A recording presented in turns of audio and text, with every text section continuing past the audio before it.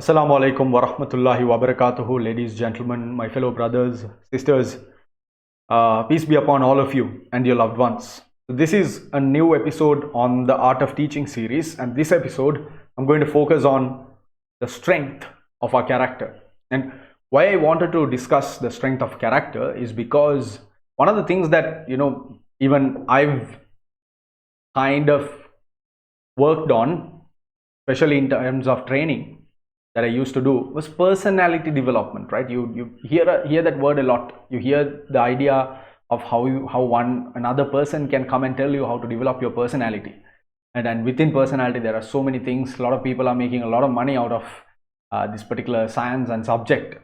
But after being in the industry itself, I have this very different perspective to how I approach personality, because personality for me is like a medium now. Right? It's the medium of expression, and it's what you show, and because what you see sometimes, you call he's got a cool personality, he's got a suave personality, he's very charming, he's got a charming personality, he's got a very gentlemanly personality, so all these labels that have come up is really because personality is what you end up seeing, right? Not what is inside. That begs the question, what exactly is inside? And that is what I want to talk about. Character. Character is what is inside. And I grew up in a school, Kingswood College, where character was given lots and lots of importance. Right? We used to be addressed, right? The teachers, there's a tradition in Kingswood College. The tradition is that the students are not addressed as my dear boys, my dear, students, my fellow students. Not like that. We have been continued to be addressed as gentlemen of Kingswood, and this has a profound impact on all Kingswoodians, because we are supposed to be gentlemanly. We're supposed to, the classical sense, holding the doors to teachers and ladies, and ladies first, and being very dignified. You conduct yourself in a certain way wherever you go. So these are little things that were embedded within us, especially in our school, and that was done in our character, right? Our character development, thinking really what kind of characters do we have, is what ultimately ends up being expressed in our personalities. And so that is the first thing I want to establish. And as a teacher, I believe that character is very, very important, right? My character has had so many, you wouldn't believe it, right? Like the person that you're seeing today, after a 12-year journey of teaching itself, but a 10-year corporate journey, blah blah blah. It's a different life story. It's one hell of a story if I really kind of open up about it. But the idea is that I was able to really test out my character. What kind of character am I? And I was really able to ask myself this question and see for myself how I'm behaving, especially under pressure. And that is where one of the most very, very impactful stories from my prophet, right, Prophet Muhammad sallallahu alaihi wasallam's life and his hadiths and his teachings, is there is this idea that he very nicely indicates that you should never ever listen to someone or take the advice of a person without first seeing how that person behaves when that person is angry. Think about it. And how do you behave? How do I behave?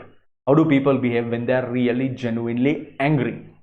And Prophet says that the person who quells their anger, the person who is able to grit their teeth and quell their anger, the person who is able to not react poorly, especially toward the anger, has a very strong character.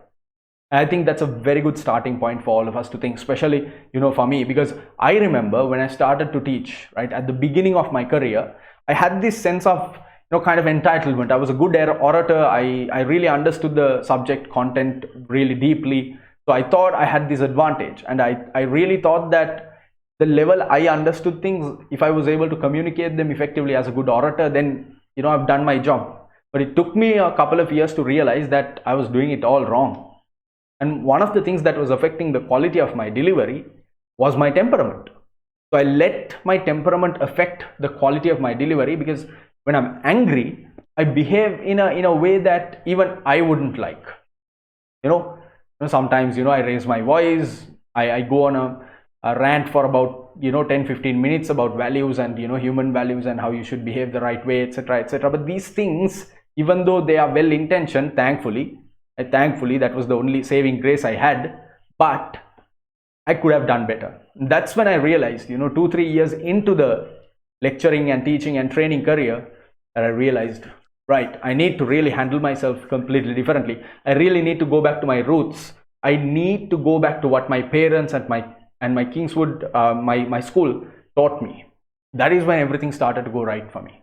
That is when I started inculcating those values inside me, when I was able to manage my temper and really start thinking about students in a very positive sense and truly love them and truly care for them and to tell them lovingly, not in anger, but lovingly when something goes wrong, what is the right way, what is the advice. Then even the nice things, the beautiful things within my character started to show. My kindness, my compassion, those things started to show, and students started to believe me. Students started to heed my words.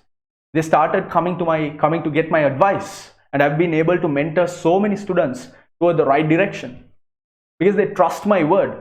Recently, one of the most common advices I give to a lot of students who come to me is after A levels, after advanced levels, after they leave college, if they get selected to a local university, which kind of gives free education, one of the biggest very, very strong propaganda machines in Sri Lanka is propelling them and pushing them, nudging them toward committing to private education, committing to various professional qualifications or private degrees, etc., etc., to give up this opportunity. And in every instance, and even if you're someone who is looking at this video and if you're someone who is considering that kind of move, if you come to me, my advice is please don't leave university, don't leave campus. With all my heart, I'm telling you, do 6 months, and then you want to leave, you come back, you meet me and you tell me that you want to leave. And let me tell you something. The interesting thing is this particular advice, I've given it to countless students, and not a single student to this date has ever come back to me and said, I want to leave. All of them have told me, thank you very much, Azman sir. Thank you very much, Azman, for giving me the right advice, because I got the opposite advice from so many people. So many people wanted me to leave, but today I understand that going to university was one of the best decisions, and staying in the campus was one of the best decisions I've ever taken in my life. So I was able to really, kind of connect with students in a completely different level, where they used to come for personal advice, where I used to give them career advice, mentoring, right? The next promotion, when they're considering, I get a call. This was very powerful to me. And why that happened was they really started to see the good things in my character, which was expressed through your personality. Think hard if you're a teacher, especially if you're a teacher, but no matter who you are, it doesn't matter.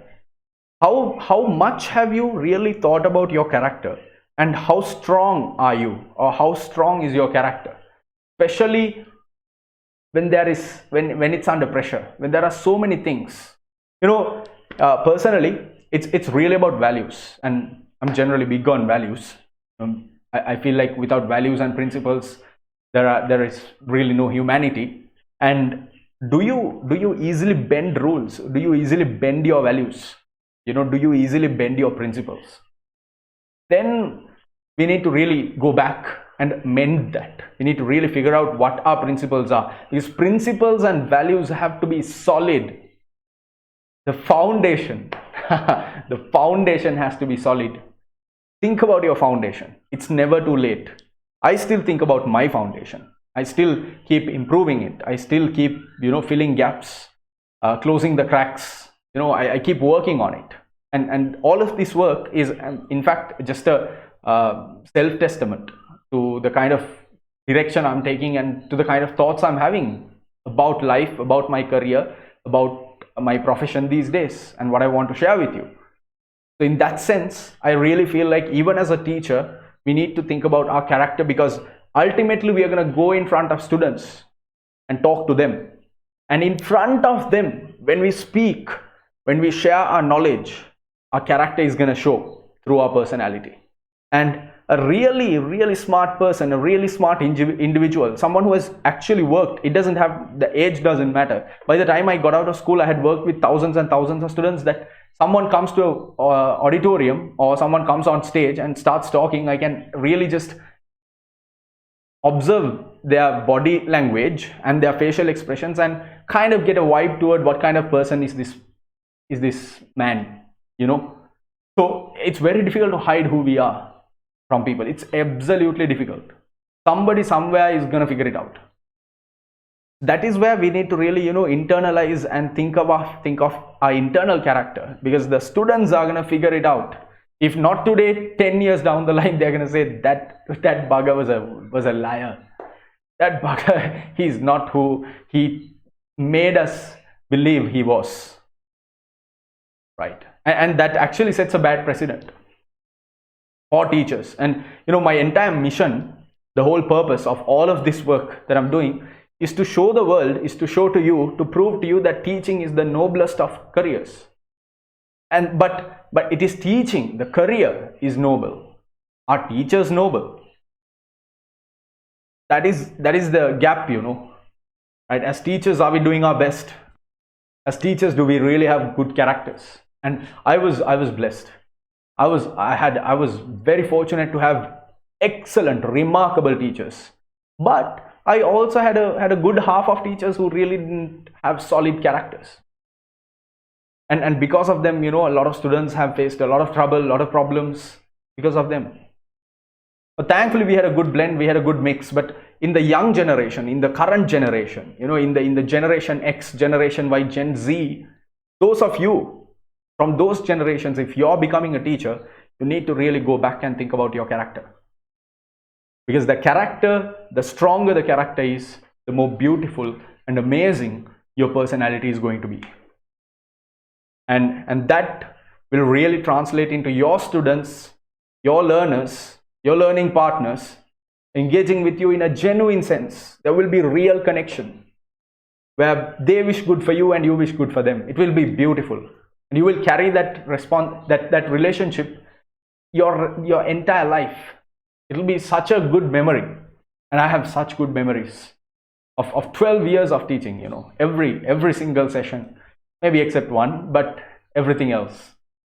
I have so many beautiful memories because of this very genuine need to always think about my character, beautify it, strengthen it. And remember, the strongest of characters is not the one who wrestles, not the one who can fight, but the one who quells their anger, who controls their anger. And I'm telling it really myself, but I'm also sharing it with you. You know. So that's my 2 bits for today. Really think about your character. Think about strengthening your character. Think about how you can harness the full potential of your character. Your personality will automatically take care of itself. Ladies, gentlemen, brothers, sisters, happy teaching. Assalamu alaikum wa rahmatullahi wa barakatuhu. May God bless you and your loved ones. Take care. Thank you.